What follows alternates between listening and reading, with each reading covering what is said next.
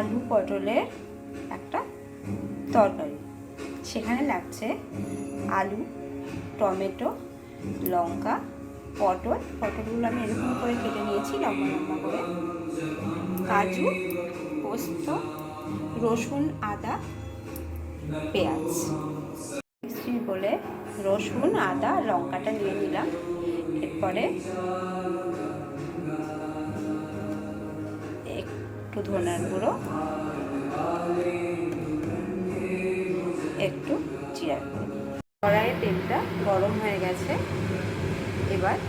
এবার পটলগুলো তেলে দিয়ে দেবো। একটু পটলগুলো লাল লাল করে ভেজে নিই। পটলগুলো এইভাবে ভেজে উঠালাম। এবারে এই তেলে দিয়ে নেব আলু।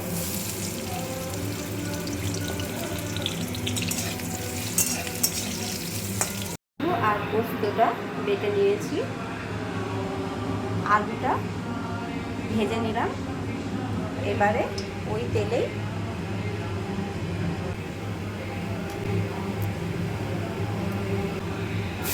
দিয়ে দেব।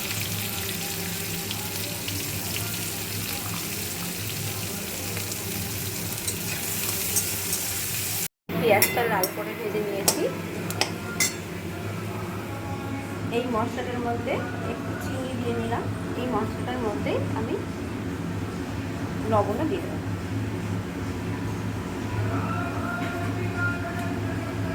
হলুদও দিয়ে নেব।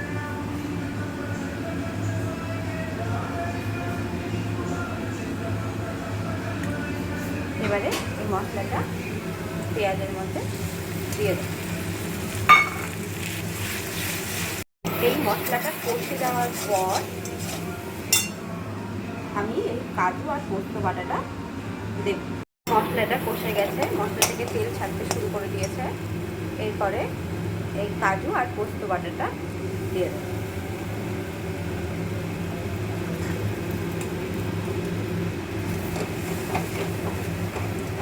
এরপরে আলুটা আর পটল ভাজাটা দিয়ে দেব। একটু নেড়ে নেব।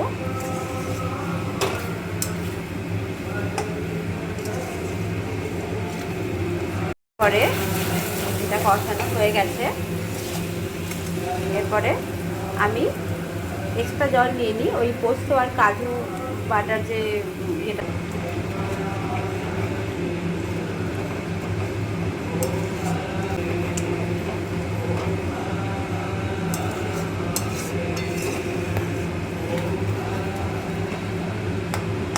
দেখো কালারটা কত সুন্দর এসেছে। তরকারিটা নামানোর পর